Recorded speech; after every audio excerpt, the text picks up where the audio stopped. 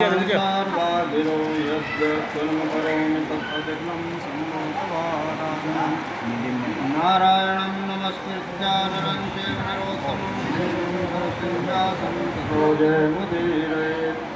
बोलो भगवान नारायण की जय। श्री राम जय राम। श्री राम जय जय राम। श्री राम जय जय राम। श्री राम जय जय राम। श्री राम जय जय राम। श्री राम जय जय राम। श्री राम जय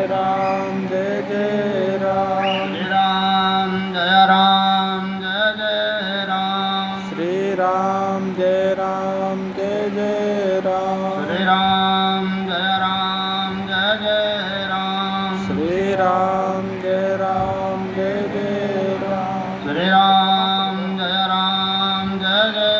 राम। श्री राम जय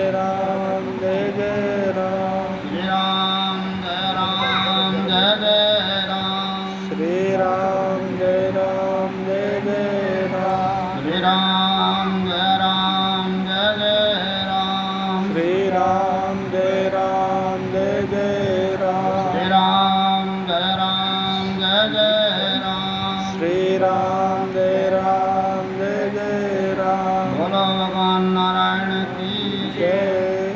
श्री भगवान वाचा इताख्यातं मयातार्च्या सर्वभूतदेवं दशादण्डे दुर्गासुरपापे प्रमोच्यते इदं चामस्मि कर्म पितृमुक्तिप्रदायकं पुत्रवाञ्छितं चैव परिचय सुखप्रदायकं इदं कर्मं न कुर्वन्ति ये नासिका नरातमा तेषां जलमश्रेयं सुरातुल्यं न संशयात् देवता पितरः सेवा नैव पश्यन्ति तद्ग्रहं भवन्ति ते कोपेन पुत्रा पौत्रा सुदुर्गता ब्राह्मणा सकृदेव शूद्रश्चापि ये चाण्डाला समाजेया सुरप्रेता क्रियादिना प्रेतकल्पमिदं पूर्णं वृणोति शृणोति या उभोतो पापविमुक्तो दुर्गतिनेव गच्छता मात्रा पितरो समरणे सोपर्णेषु देवया पितरो मुक्तिपामकर्णो सन्ततिं भवेत् न श्रुतं गाढमेन नयागाश्राद्धं न तीर्थं रघुसर्गा कृते तेन मासिकं वार्षिकं विवाह सकस्यास्तोतव्या पुत्रपौत्रा प्रवर्धनीं मात्रं पितरा सेवा कथं तार्यतु भवता तस्मात् सर्वप्रयत्नेन श्रोतव्यं गारुडं किल धर्मार्थकाममोक्षाणां दायकं दुःखनाशनं पुराणं गारुडं पुण्यं पवित्रं पापनाशनं शृण्वतां कामनापूरं श्रोतव्यं सर्वदेवया ब्राह्मणो लभते विद्यां क्षत्रिय पृथ्वीं वैसाधनकर्मा सा शूद्रशुद्धतिपातकात् श्रुतादानानि देहानि भास्कायकानि च पूर्वसक्तान्यानानि श्रीफलं पुराणापूजे पूज्य भास्कं वाचिक तदनन्तरं वस्त्रालङ्कार गोदाना दक्षिणार्थसाधनम् अन्येषा हेमदानेषा भूमिदानेश पूर्वे पूजेत् वाचिकं भक्त्या पुण्यफलप्राप्ते वाचिकस्यानेन वा पूजितो न संशया सन्तुष्टेषु राम्यापि वाचिकेनात्र संशया। बोलो भगवान नारायण की जय। 4 वेद 6 शास्त्र 18 पुराण सनातन धर्म के स्तंभ हैं और सबका एक ही कहना धर्मानुगो गच्छति जीव एकः। धर्म रूपक जीवन यापन करने का नाम ही मनुष्य जन्म होता है। शास्त्रों का उद्घोष है दुर्लभो मानसो दैनाम क्षणमंगरा तत्रापि दुर्लभो मन्ये वैकुंठ प्रिय दर्शन। मनुष्य योनि अनायासी नहीं मिलती है, बड़ी कठिनता से। जीव के जन्म जन्मांतर कल्प कल्पांतर युग युगांतर जो धर्म पुंज एकत्रित होता है उससे मनुष्य जन्म मिलता है। और शास्त्र कहता है मनुष्य जन्म मिलकर के क्षण भंगुरा, कब जीवन लीला समाप्त हो जाए किसी को ज्ञान नहीं होता है। किसी का आयु 1 साल है, किसी की 2 साल है, किसी की 10 साल है, किसी की 20 साल है, किसी की 50 साल है, किसी की 100 साल है। ये ईश्वराधीन बात होती है। तत्रापि दुर्लभो मन्ये, फिर वे लोग धन्य होते हैं जो भगवत जनों का संसर्ग प्राप्त करते हैं और बाल्यकाल से ही अपने माता पिता की सेवा करते हैं, धर्म का आचरण करते हैं, संस्कारवान होते हैं, वे लोग धन्य होते हैं। तत्रापि दुर्लभो मन्ये वैकुंठ प्रिय दर्शन। और जो लोग धर्म का आचरण करते हैं उनका जो है ये जन्म सफल होकर के अगला जन्म सुगम होता है। 4 वेद शुक्ल यजुर्वेद अथर्ववेद ऋग्वेद और सामवेद, ये 4 वेद होते हैं। वेद किसी व्यक्ति का बनाया हुआ नहीं है, वेद ब्रह्मा जी के मुख से उत्पन्न है। 4 वेद, 6 शास्त्र, ज्योतिष शास्त्र, छंद शास्त्र, व्याकरण शास्त्र, काव्य शास्त्र, निरुक्त और शिक्षा, ये 6 शास्त्र होते हैं। इन शास्त्रों की रचना वेद के द्वारा ही हुई है और इसी वेद से 18 पुराणों की रचना हुई है। अग्नि पुराण, कूर्म पुराण, वराह पुराण, श्रीमद् देवी भागवत महापुराण, हरिवंश पुराण, श्रीमद् भागवत महापुराण, वायु पुराण, ब्रह्म वैवर्त पुराण, ब्रह्म पुराण, पद्म पुराण, विष्णु पुराण, शिव पुराण, नारद पुराण, मार्कंडेय पुराण, भविष्य पुराण, लिंग पुराण, स्कंद पुराण, वामन पुराण, मत्स्य पुराण, गरुड़ पुराण और ब्रह्मांड पुराण, ये 18 पुराण हैं। 18 पुराणों में यही लिखा है कि धर्मानुभव गच्छति जीवयेका, धर्म रूपक जीवन यापन करने का नाम ही मनुष्य जन्म की सफलता होती है। धर्म कैसा हो? जो शास्त्र कहता हो, मनमानी का धर्म ना हो। आजकल जो है मनमानी का धर्म चल रहा है, जिससे हम लोग दुखी हैं। शास्त्रोक्त विधि से धर्म होना चाहिए, जो शास्त्र कहता हो वो धर्म होता है। 4 वेद की व्याख्या आपको बताई, 6 शास्त्र की बताई, 18 पुराण के नाम बताए। और ये 4 वेद, 6 शास्त्र, 18 पुराण ये सनातन धर्म का स्तंभ है। सनातन किसको कहते हैं? सन भवति सनातना, जो हमेशा विद्यमान रहता है उसका नाम सनातन होता है। सृष्टि प्रारंभ हुई और प्रलय काल तक जो चलता है ये सनातन है। धर्म तो बहुत हैं, आर्य धर्म है, बौद्ध धर्म है, सिख धर्म है, जैन धर्म है, मुस्लिम धर्म है, ईसाई धर्म, धर्म बहुत हैं। लेकिन उन धर्मों में संस्कार नहीं है। संस्कार कहाँ है? सनातन में है। अब तो सनातनी भी संस्कार भूल चुके हैं, लेकिन संस्कार की जननी ही सनातन है। अन्य जो धर्म है, ईसाई धर्म, मुस्लिम धर्म, जैन धर्म, बौद्ध धर्म, सब की व्याख्या है कहाँ से उत्पन्न हुए और कब चले और कहाँ तक चले, ये व्याख्या है। लेकिन सनातन धर्म की कोई व्याख्या नहीं है। सृष्टि प्रारंभ होता है, सनातन प्रारंभ हो जाता है और प्रलय काल तक चलता है, वह सनातन होता है। सनातन उसको कहते हैं जिसमें संस्कार होते हैं। माता के गर्भ में जीव की उत्पत्ति होती है, 1 महीने के बाद पता चलता है कि माता गर्भवती है, तो उस गर्भ में पुंसवन संस्कार होता है। आजकल तो लोगों ने संस्कार करने बंद कर दिए हैं, लेकिन गर्भ में ये नहीं पता है कि माता लड़की है या लड़का है। उस माता के गर्भ में किसी को ज्ञान नहीं है कि लड़की है या लड़का है। गर्भ में जो जीव है उसका होता है पुंसवन संस्कार। और जैसे जीव जन्म लेता है, नामकरण संस्कार, पुंसवन संस्कार, सीमंत नयन संस्कार, जाति कर्म संस्कार, नामकरण संस्कार, निष्क्रमण संस्कार, अन्नप्राशन संस्कार, चूड़ाकर्म संस्कार, कर्णवेद संस्कार, यज्ञोपवीत संस्कार, वेदारंभ संस्कार, केशांत संस्कार, समावर्तन संस्कार, पाणी ग्रहण संस्कार और अमावस्या धाम संस्कार, श्रोता धाम अंत्येष्टि कर्म संस्कार और अंतिम आता है अंत्येष्टि कर्म संस्कार। जीव के जीते जी जन्म से लेकर और मृत्यु से पहले 14 संस्कार होते हैं और मृत्यु के बाद में अंत्येष्टि कर्म संस्कार होता है। तो सनातन क्या कहता है? जन्म से पहले संस्कार, जन्मोपरांत संस्कार और मरणों के उपरांत संस्कार, ये सनातन पद्धति है। अन्य धर्म में क्या होता है? 3 दिन के बाद कहते हैं तुम हमसे गए और हम तुमसे गए, कुछ लेना नहीं देना नहीं, सब बातें खत्म हो जाती। लेकिन सनातन में जन्म जन्मांतर, कल्प कल्पांतर, युग युगांतर तक जो है सनातन में संस्कार चलते रहते हैं, श्राद्ध प्रक्रिया चलती रहती है। इसलिए संस्कारों की जननी ही सनातन है। सनातन रूप से जो लोग अपना जीवन यापन करते हैं, वे इस लोक में भोग करके अंतलोक को अगला जन्म उनका सुगम होता है। धर्म की परिभाषा क्या है? तथा अभ्युदय सधर्मा, जिसमें अभ्युदय हो।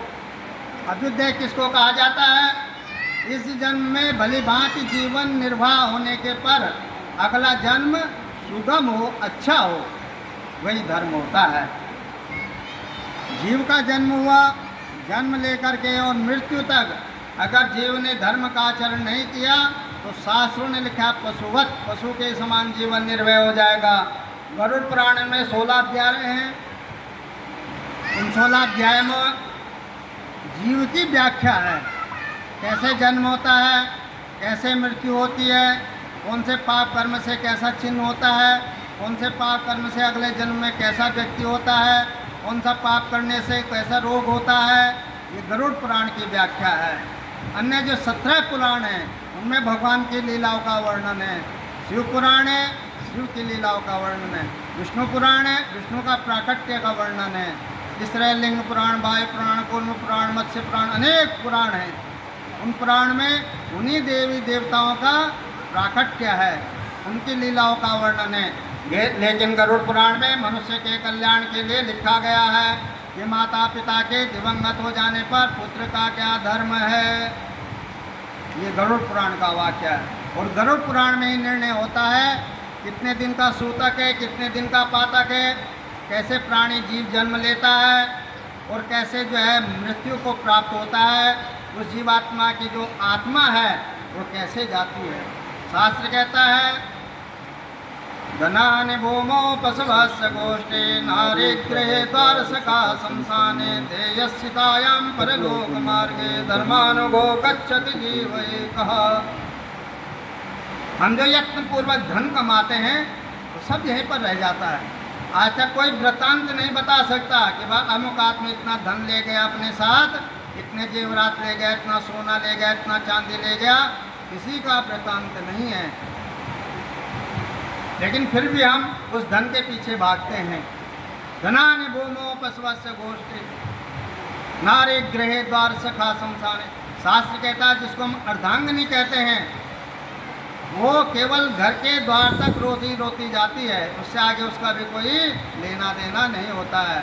नारी गृह द्वार सखा शमशान। और जिसको हम कहते हैं ये मेरा मित्र है, मेरा दोस्त है, मेरा रिश्तेदार है, मेरा खास आदमी है, वो केवल शमशान तक साथ जाता है।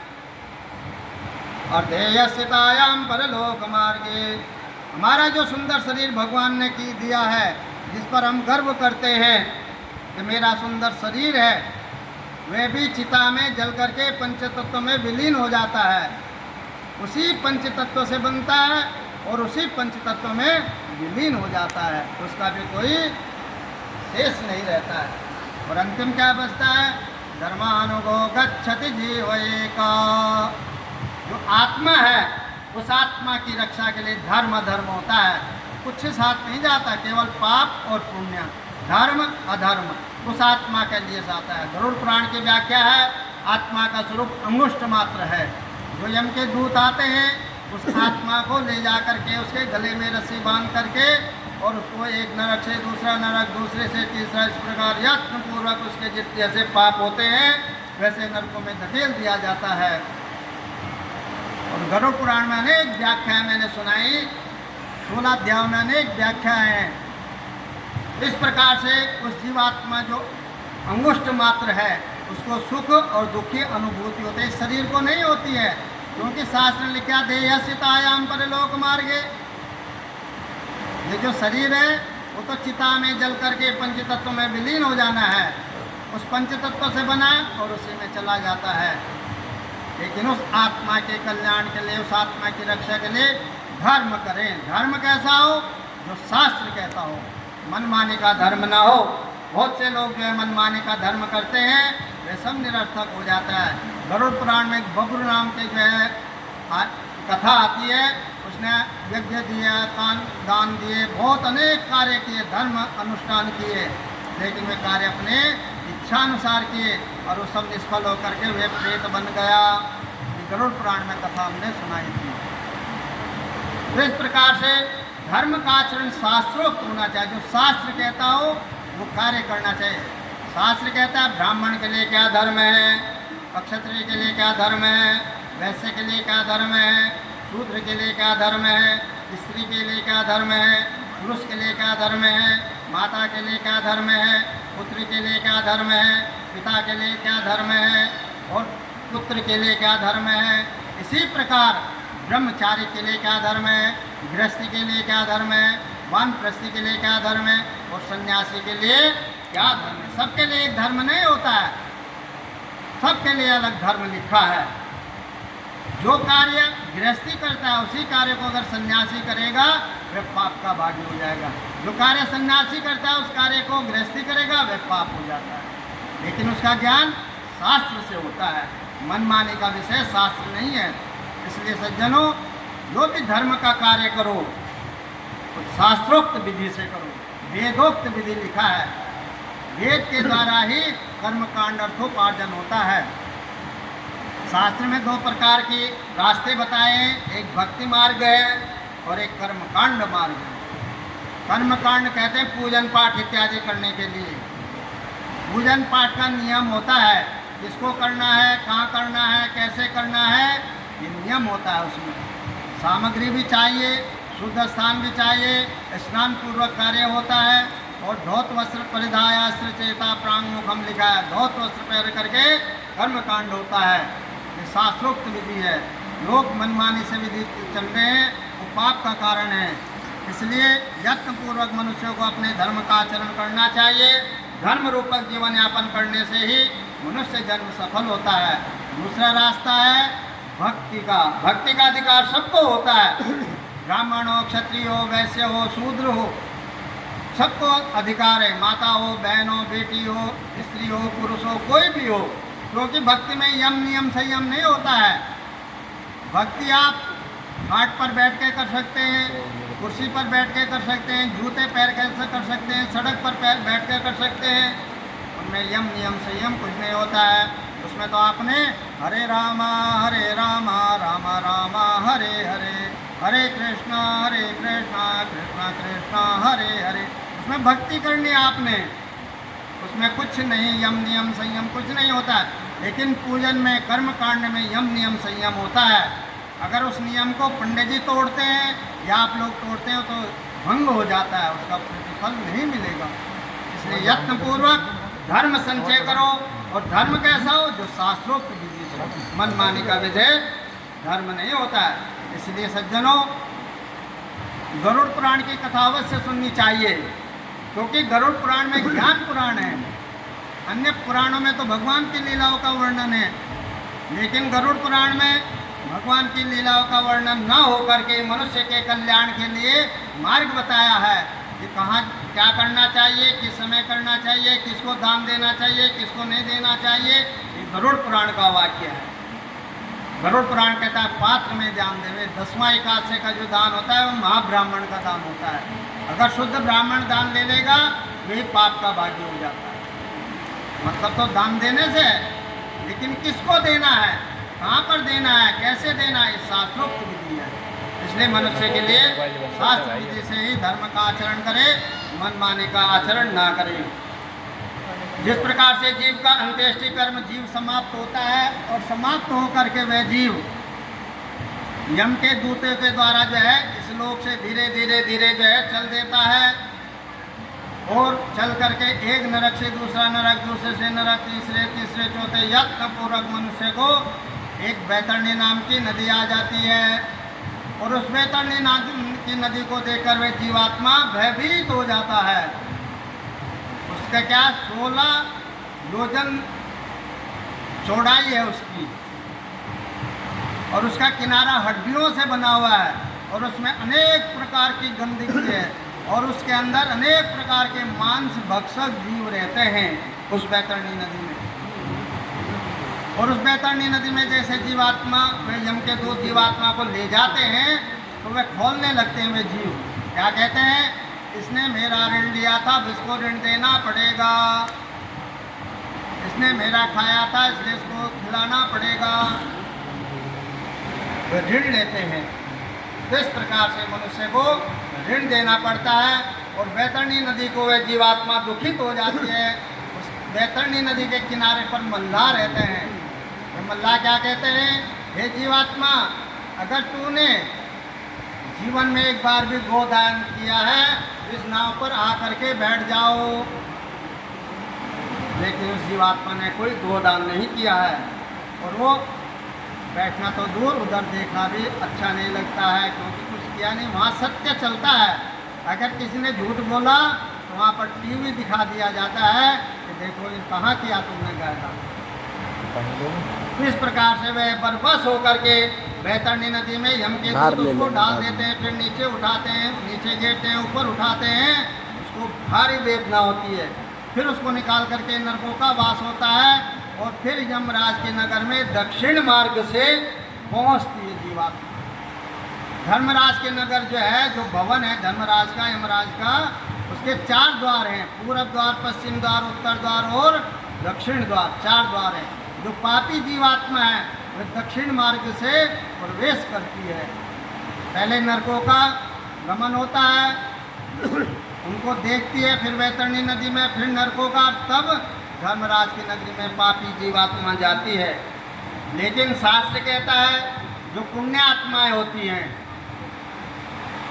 वे पुण्य आत्माओं को उन नरकों का नहीं देखना पड़ता, उनके लिए सुंदर देदीप्य विमान आता है और वे विमान में बैठ जैसे ही आता है, यम के दूत उस जीवात्मा को हाथ जोड़ के कहते हैं, हे जीवात्मा तुम धन्य हो, तुमने मनुष्य जन्म पाया है और मनुष्य जन्म पा करके गृहस्थ आश्रम पाया है और गृहस्थ आश्रम पा करके धर्म का संचय किया है, इसलिए तुम धन्य हो और इस विमान में आ करके बैठ जाओ। वह जीवात्मा उस विमान में बैठ जाती है और आकाश मार्ग के द्वारा जो यम के दूत हैं सीधा धर्मराज की नगरी में पूरब द्वार, पश्चिम द्वार, उत्तर द्वार से प्रवेश कर जाती है। उसमें वहाँ किसी नरक का उसको नहीं देखना पड़ता है। जैसे धर्मराज की नगरी में पहुँचती है तो धर्मराज खड़े होकर के उनका अभिवादन करते हैं